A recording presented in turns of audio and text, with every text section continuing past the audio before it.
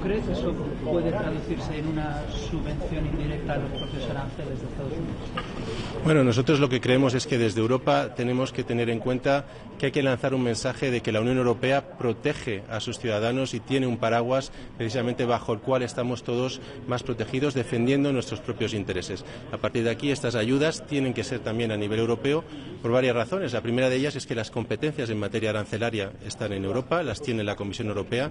La segunda es que si tenemos aranceles impuestos a productos estadounidenses, la recaudación irá mayoritariamente también al presupuesto europeo.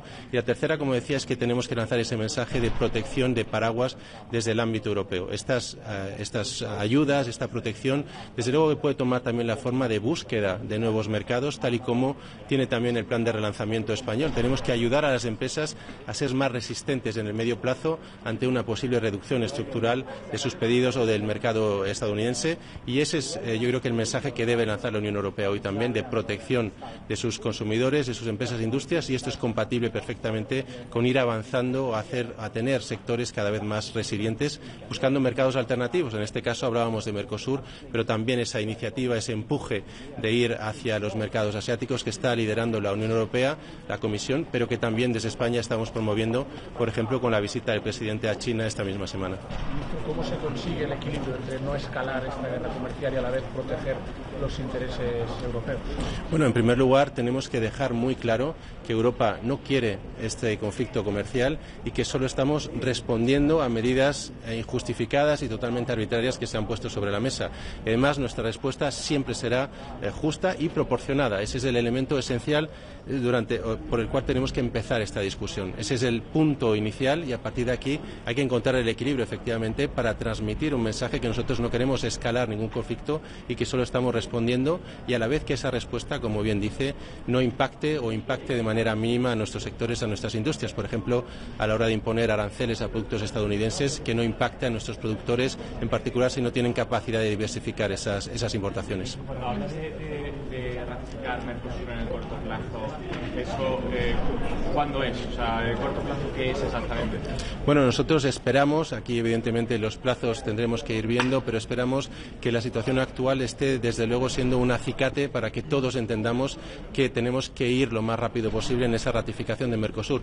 Por darles un ejemplo, dos de los sectores que pueden verse más afectados por los aranceles en España son el sector del vino o del aceite de oliva, y para nosotros la apertura de un mercado como Mercosur puede llegar a suponer hasta un 40 o 50% de incremento de exportaciones para estos dos sectores. De ahí, de nuevo, la importancia de ir avanzando. En cuanto a plazos, nosotros creemos que es deseable que la propuesta ya para empezar a ratificar, a empezar a negociar la ratificación por parte de la Comisión esté sobre la mesa antes de las vacaciones de verano, y que antes de final de año este acuerdo pueda estar, esperemos, ya ratificado. Ministro, esta semana se va a cerrar también en principio la primera lista de productos estadounidenses el vicepresidente Sirrone ha dicho que podría quedar fuera de esa lista el bourbon. No sé si España también está de acuerdo en que quede fuera de esa lista o tiene alguna petición. Bueno, de nuevo, nosotros hemos trasladado a la Comisión Europea nuestras peticiones específicas de productos que creemos que no son fácilmente sustituibles por industrias españolas, para que, como decía antes, minimicemos el impacto de estos aranceles para nuestros productores y para nuestras industrias. Yo creo que es precipitado hablar de cuál será la lista final. Tenemos que seguir avanzando estos días para cerrarla definitivamente, pero de nuevo tenemos que ser inteligentes y tener una estrategia que minimice el impacto sobre nuestras industrias y que mande un mensaje muy claro de que no queremos una escalada en términos del conflicto. Ministro, hablando del viaje de este señor presidente a China, ¿no es un tanto contradictorio que la Unión Europea defina a China como un riesgo, un peligro, y el presidente intente abrir esos nuevos lazos económicos y comerciales? Bueno, yo creo que estamos todos, además, en el caso de China, teniendo un mensaje muy claro, y es que somos conscientes de que tiene que ser un socio estratégico hacia adelante, pero esto es independiente de la situación actual con respecto a Estados Unidos. Desde España, de hecho, llevamos ya varios años empujando por reforzar esta relación, entre otras cosas porque nos ayuda a abrir un mercado importantísimo y además es una fuente potencial de inversiones en nuestro continente, en nuestros países, y yo creo que este mensaje que España viene liderando, el propio presidente, está siendo cada vez más aceptado y cada vez más compartido por parte del resto de Estados miembros. Ministro, habla de mano tendida, ¿ven algún signo de parte de la Casa Blanca de que sí que ahora sí están abiertos a negociar, y mano tendida hasta cuándo? Bueno, tenemos que mantener también la cabeza fría, hay que intentar evitar la sobrerespuesta, ¿no?, a tweets o declaraciones. Nosotros tenemos que intentar, desde luego, avanzar en el trabajo, en el día a día de un posible acuerdo negociado, y aquí estamos ahora. Se ha abierto una nueva fase en este conflicto comercial tras el anuncio de los aranceles por parte de Estados Unidos el miércoles pasado, y aquí tenemos que entrar esta nueva fase, como decía, con la mano tendida y abierta, pero sin ser ingenuos. Para ser capaces de llegar a un acuerdo hacen falta dos partes en ese acuerdo y que todos estemos con esa voluntad negociadora. Veremos cuál es la actitud por parte de las autoridades americanas, apoyaremos en todo lo que sea necesario, en este caso a la Comisión Europea, al comisario Šefčovič, en estas negociaciones, y por nuestra parte, desde luego, de nuevo, no creo que debamos ponernos tiempos, pero Europa debe ir reaccionando conforme se vayan desarrollando. Ministro, más allá de un mensaje de confianza, ¿qué puede decir el Gobierno a los inversores para parar todas estas sangrías en las bolsas? Bueno, de nuevo, yo creo que aquí precisamente estamos en una situación de una enorme incertidumbre, con además yo creo que una interpretación por parte de todos los actores internacionales de que estas medidas van a tener un impacto muy negativo para la economía mundial. De hecho, probablemente ya lo estemos viviendo, no solo a través de las bolsas, sino en parte en Estados Unidos, en la propia economía que ha impuesto estos aranceles. Y para esto, o para contrarrestar en la medida de lo posible esto, desde Europa tenemos que afianzar ese mensaje de confianza, de tranquilidad, de que Europa va a seguir siendo un socio que se va a mantener abierto a acuerdos y a intercambios con nuestros principales socios estratégicos, y dar también un mensaje de confianza a nuestros productores, a nuestras industrias y a nuestros trabajadores, de que vamos a estar apoyándoles para que no sufran las consecuencias de este conflicto comercial. Ministro, ¿cree que la caída de las bolsas haga recapacitar, plantear algún cambio en la estrategia de la Casa Blanca? Bueno, yo no quiero anticipar la posible reacción de las autoridades americanas, pero yo creo que el mensaje que están lanzando las bolsas a nivel mundial es un mensaje muy claro de que estamos ante una política económica que es dañina, y dañina para todos a nivel global, y por lo tanto tenemos que recapacitar entre todos, intentar avanzar precisamente hacia esa solución negociada, hacia ese acuerdo que suponga un beneficio para nuestras economías. De hecho, llevamos años beneficiándonos todos de ese intercambio mutuo, de esa relación abierta entre Estados Unidos y Europa, y este tiene que ser el camino. Tenemos 4.400 millones que viajan a diario entre ambos continentes en intercambios de bienes y servicios. Esto hay que reforzarlo, no tenemos que avanzar en fragmentar estos mercados, al contrario. Yo creo que las bolsas están dando ese mensaje de manera muy clara, hay que escucharlo. Gracias a vosotros. Es un tanto contradictorio que la Unión Europea defina a China como un riesgo, un peligro, y el presidente... I'd like to say a few words, if that's all right. Yeah, that's all right. Pleased to be here today at this important meeting of trade ministers. It's really the first opportunity to take stock after what was a very significant number of announcements last week. What's becoming abundantly clear now to anybody who was under any illusion in relation to this is that tariffs are really bad. They're bad for the US economy, they're bad for the European economy, they're bad for the Irish economy, and we need to find a negotiated way forward. I hope today provides us with an opportunity in the first instance to share insights, but also to discuss how we get this to a better place in terms of engagement. Ireland is very clear, as I believe are the overwhelming majority of European countries, that any actions we take must be taken with one agenda in mind, and that is to de-escalate, to get to a point of negotiation, because disagreement needs to ultimately end in agreement when people sit around a table and work out a way forward. I think the turmoil being seen in global stock markets and global markets is a real indication of the pain that tariffs are causing and will cause, not just to economies in some sort of macro sense, but also to individual citizens in Europe and individual people in the United States of America. So I look forward to taking stock today, and then I look forward tomorrow to travelling to Washington for engagement with the US administration. Thomas, just on the targeting of tech services and digital services, I suppose what is Ireland's view on that? Like, is that an absolute red line? Where do we sit in the debate, obviously, with the concentration of firms in Dublin? So firstly, I think if you were to get into that space, it would be an extraordinary escalation at a time when we must be working for de-escalation. It is in many ways the nuclear option if you start talking about the use of the anti-coercion instruments and the likes. So what we need to do here is step by step, in a measured way, consider how best to respond. And I'm very clear from my engagement with multiple European counterparts and our ongoing engagement with the Commission that the majority view is certainly not in that space of going near the ACI at this moment in time, but much rather looking to see how we can respond in the first instance to the steel and aluminium tariffs, and then crucially how we can get to a position of negotiation. Do you understand, is bourbon off that list of the steel and aluminium retaliatory tariffs? And second, on the much bigger list, I mean, tech services, the US just doesn't export enough goods to the EU for us to target tit for tat, which the Commission wants. So services will have to be on there eventually. So in relation to the list responding to steel and aluminium, we've yet to see the final list. I did write to the Commission outlining Ireland's concerns and views as part of the consultation, and would have highlighted the issue of bourbon and questioned, I suppose, the strategic relevance of it now, considering the dynamic had shifted in US politics since 2018. I hope that's reflected in the finalised list this evening. But in many ways, your second question makes my point, because actually so much has moved on since then. If you think of it like this, I mean, President Trump announced steel and aluminium tariffs, about 26 billion worth of a hit in Europe. He announced tariffs on cars, about 75 billion. But actually the last announcement in the Rose Garden is now a further 380 million. So even Europe responding to steel and aluminium does need to be seen in relation to that. It's a very small and measured response when you look at the total quantum of what he's announced. You are right in terms of the scale of response that would be required if you were to get into the tit for tat. But again, the European Commission, and I believe the overwhelming majority of member states, which is not to get into tit for tat, it's not to accept that where we are now is the inevitable outcome, and actually seek to engage. And I really think economics is on our side here.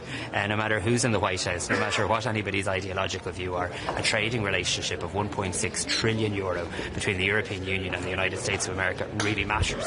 And we're beginning to already see the US markets, and I think people in the United States themselves begin to convey that to their administration. So what's important here is that Europe reacts in a calm and measured way. Time is somewhat on our side. We've got to actually take this step by step, and that's what we're going to do, and that's certainly the message that Ireland will convey here today. Thomas, it doesn't seem that the US administration, and Trump in particular, is in the mood to talk. What's the EU's approach then, where it seems that we're talking to a bit of a brick wall? I think we always have to be careful to not respond to kind of every comment made in the US administration, and I say that respectfully. But if I look at a range of things that we've heard in recent days, certainly the word negotiation and talks have been mentioned many times. In the executive order that President Trump himself signed, it provides space for people to engage and negotiate and get to a better place on tariffs. I heard the comments of the Commerce Secretary and the Treasury Secretary over the weekend in US media, both talking about engagement and negotiation, and indeed Maros Sefcovic himself was in contact with Howard Lutnick with a view to seeing how to take this forward. So I think, again, it is important to stay calm here. It is important to take this step by step. The first thing to do today is for Europe to come together here in Luxembourg and demonstrate unity. I think that is really important. People like to often, I suppose, don't attach enough value or importance to European unity. People thought European unity wouldn't hold up in relation to Ukraine. It largely did. They thought it wouldn't hold up in relation to Brexit. It did. They thought it wouldn't hold up in relation to COVID. It did. And I've no doubt that European unity is our strength here, and European unity will be maintained. That's the first step. Second step then is for the Commission later today, probably tonight, to publish the countermeasures in relation to steel and aluminium. And then thirdly, in the background and constantly, is trying to find a way forward in terms of negotiation. So everything we do here today, everything we do in the days ahead, has to be to create the environment that brings the US administration to the table. And I think there are many, many reasons, not just here, but in the global markets, that are going to make that an inevitability of the time ahead. Do you think an Irish minister will be able to come away with something from Washington, or better understanding from Washington than the EU so far has? Because those talks haven't worked so far, even though Sefcovic has been twice and called once. Yeah, no, I think obviously from an Irish perspective we have a close relationship with the United States over many years. We have an understanding in many ways of the business culture that exists between our two countries, but we're very clear we're firmly and proudly members of the European Union, and anything that I say in Washington in the coming days will be in support of the European Union efforts to get to a place of engagement and negotiation. I really believe that if people get around the table, a way forward can be found. This is a trading relationship that matters, and Europe has been very clear we're up for a deal. I mean, President von der Leyen has talked about wanting to address any of the trade barriers that exist, wanting to buy more stuff from the United States and vice versa. We're up for a deal. I suppose the outstanding question is the United States up for one? And what we have to consider here today, what can we do strategically to help further, I suppose, increase our own leverage to get the United States around a negotiation table. So I look forward to having an engagement with Secretary Lutnick. I think it's always important to keep the lines of communication open, to share insights, to pick up the latest views, but also to really stress that the relationship that Ireland and the US have is two-way. Sometimes I think when it's commented on, it's commented in a way from times past. 200,000 jobs created by Irish firms in the US, every single state in the United States having jobs created by Irish companies investing more than $350 million in 1 year in the US economy.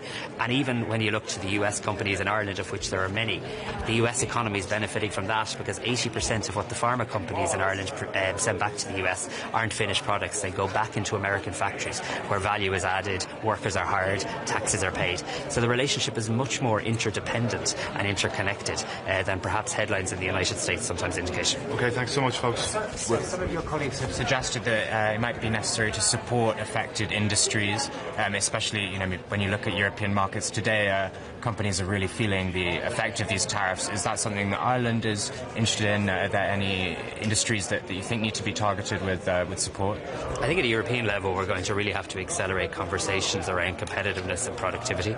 There's an awful lot we can do in terms of controlling what we can control at a European level that would directly support European industry, European jobs and the European economy.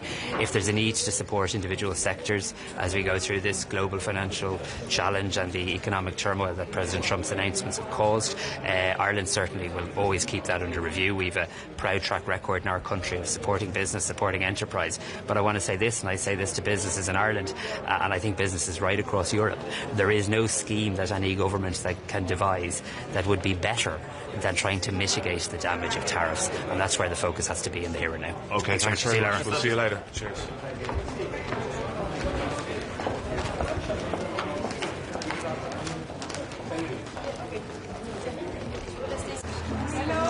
Hi, how are you? We support European Commission in a dialogue with our U.S. partner.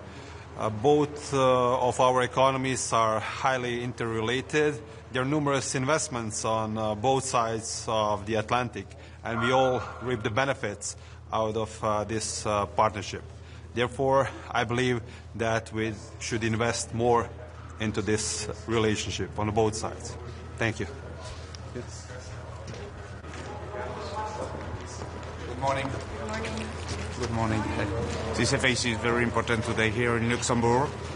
In this context, very troubled, of course, because of a very aggressive and arbitrary trade policy from Donald Trump and the United States. In this context, French position has been very clear. We are against any trade war, neither with the United States nor with any other country, and we do always prefer cooperation to confrontation. And this must be very clear, because our end goal remains the same, is to negotiate de-escalation and negotiate back to where things were. And if it's not possible, of course, European Union must react firmly and must react proportionately. This is what we're going to talk about the transatlantic relation, but we need one condition to be credible and to showcase that Europe can be a genuine strength, is to remain united, that the European members remain united in this period. Very tough moment, very important period for the European unity and for the strength it is, and it has to showcase the world. And about the second topic, very important, we have to discuss today. It's about relationship between EU and China. About that, France's position, of course, is always very clear. We need to rebalance trade relations between EU and China in line with our industrial, economic security and low carbon agendas. And at the same time, we need to pursue our very assertive trade policy with them, and especially fighting against overcapacity, especially during this very specific trade war time. So this is what we're going to talk, but I have to say that it is very good news that Maroš Šefčovič, Jean-Noël Barrot had great diplomatic exchanges these last days with Chinese authorities, because we need to talk with them at a very specific moment. How can you say it's not a trade war when Donald Trump launches tariffs 2 days after the visit of the commissioner? What was the beginning of your question? How can you say it's not a trade war already? I'm saying it is. I'm saying it is a trade war. We have to avoid it. Yeah, we have. We have to, but it is now. What we have to do is to negotiate back where things were. This is our end goal, because it's good for our own GDP growth, for our own jobs, and for American ones. So this is our end goal. I would never say that we have to pursue an agenda of escalating the situation. And do you see China becoming a more significant economic partner with the European Union in view of what's happening with global trade right now? And then the second question is, you talked about endgame. We talked about how flawed the calculations are for the tariffs that are coming from the White House. But in reality, what is Donald Trump's endgame when the rest of the world is saying that this is not good? Right. For the second question, I think it's not for me. I think it's for him. But for the first one, yes. But we have an agenda with China. We have an open business agenda. But what I'm saying is that we have to fight against overcapacities, and we have to protect Europe, of course, from overcapacities at the very moment of a trade war that can have, of course, consequences that can be very complicated for Europe. So this must be a discussion very important today between us. In this Thank you. the proposal of zero tariffs, Musk was bringing this up over the weekend. You said you want to negotiate back to where we are, but do you want to go further? I think it's a great idea. Good idea. Yeah. Les contre-mesures que la Commission propose en termes de contenu et en termes de calendrier, celles qui vont arriver dans les prochaines semaines, est-ce que les conviennent? Sur le calendrier? Calendrier sur le contenu, la liste des produits ciblés. Et je crois qu'il faut tout mettre sur la table et absolument rien exclure. Le calendrier, vous l'avez compris, se fait en 2 temps. D'abord sur la réponse suite aux tarifs sur l'acier et l'aluminium, qui est effectivement prévu sur une dizaine de jours. Et puis nous avons jusqu'à la fin du mois pour proposer une réponse complète et une réponse de deuxième niveau par rapport à ces tarifs dits réciproques. Et donc là-dessus, je pense qu'il nous faut n'exclure aucune option sur les biens, sur les services, quelle que soit la façon de l'aborder, et ouvrir la boîte à outils européenne qui est très complète et qui peut être extrêmement agressive également en retour. Je pense évidemment à l'instrument anti-coercition. Vous pouvez expliquer ce que la France amène aujourd'hui à la table? Quelle est l'idée de la France et qu'est-ce que vous apportez aujourd'hui avec vous? Et la position de la France, encore une fois, c'est d'abord de tout faire pour préférer la coopération, la négociation à l'escalade et à la confrontation. Là-dessus, il faut que les choses soient très claires. Personne n'a à gagner à continuer sur cette voie-là.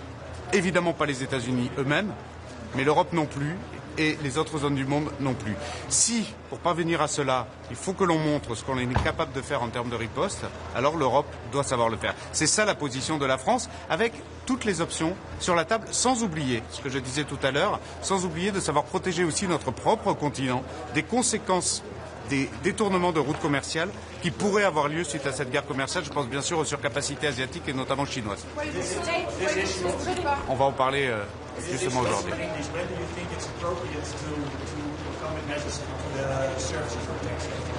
I do. I think everything has to be discussed today. Everything, with no taboo. Thank you. Thank you. Maybe. Merci, merci.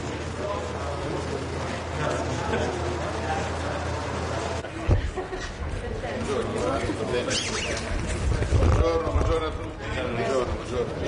Buongiorno. Com'è? Fa freddo? Però c'è il sole. Sì, però c'è il sole. Bene. Visto cosa si aspetta da questa riunione? Io credo che si debba lavorare per evitare assolutamente una guerra commerciale, perché sarebbe esiziale per gli Stati Uniti e esiziale anche per le nostre imprese. Noi dobbiamo proteggere le nostre esportazioni, dobbiamo proteggere il nostro sistema industriale, quindi dobbiamo trattare con gli Stati Uniti. Lo deve fare l'Europa unita, l'Italia quindi sosterrà tutte le iniziative del commissario Šefčovič, nel quale riponiamo grande fiducia, per cercare di trovare un accordo L'ideale sarebbe zero tariffe, zero tariffe. La via intermedia potrebbe essere la riduzione dei tassi del 10% da parte americana. Certo, una trattativa che dobbiamo fare sempre a schiena dritta. Con un'Europa unita l'Italia pensa che si possa lavorare anche forse con una dilazione delle posizioni della reazione da parte europea, c'è una lista congelata, noi lavoreremo comunque perché la lista non sia perniciosa per le nostre imprese, cioè dazi su prodotti che provano una reazione da parte americana.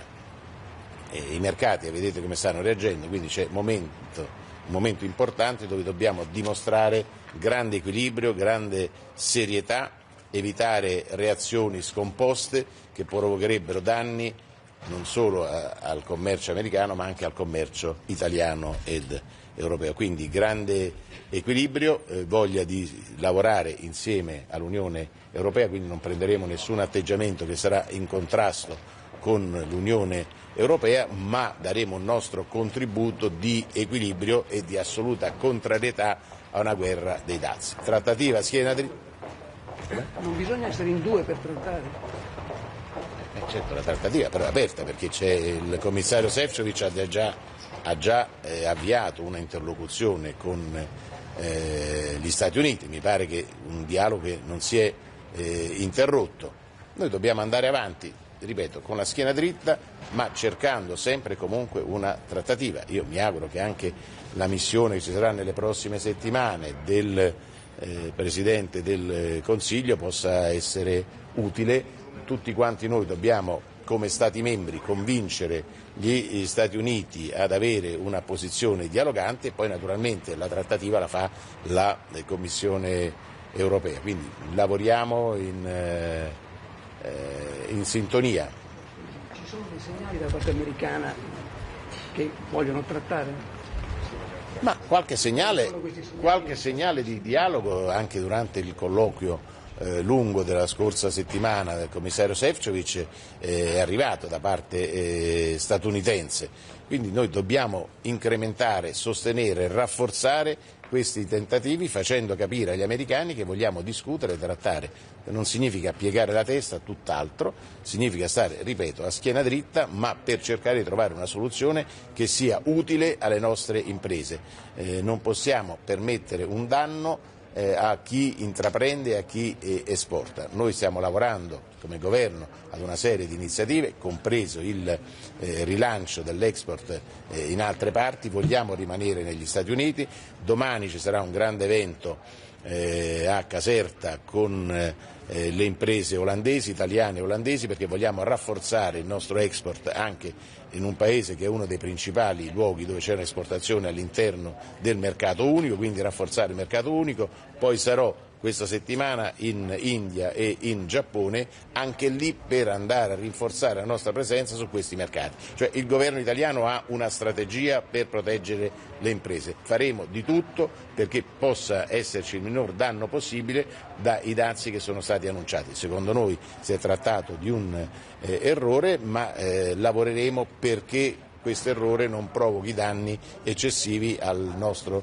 sistema imprenditoriale. Quindi anche facendoci portatori di idee positive all'interno della Unione Europea, valuteremo quali saranno le migliori. Stasera ci sarà una riunione anche a Palazzo Chigi tra noi ministri competenti per materia con il Presidente del Consiglio, quindi valuteremo tutte le iniziative più idonee per sostenere il mondo imprenditoriale che da domani pomeriggio cominceremo ad ascoltare e incontrare per vedere cosa chiedono loro a noi. Contemporaneamente però lavoriamo, va avanti il piano d'azione del Ministero degli Esteri e del Commercio Internazionale, dicevo già domani ci sarà il primo evento con gli olandesi, con il Ministro degli Esteri olandesi nella reggia di Caserta, quindi noi siamo mobilitati, siamo al lavoro, non facciamo chiacchiere, ci occupiamo piuttosto che preoccuparsi, perché preoccuparsi serve a poco, occuparsi invece è il modo migliore per tutelare il nostro sistema imprenditoriale e la nostra economia.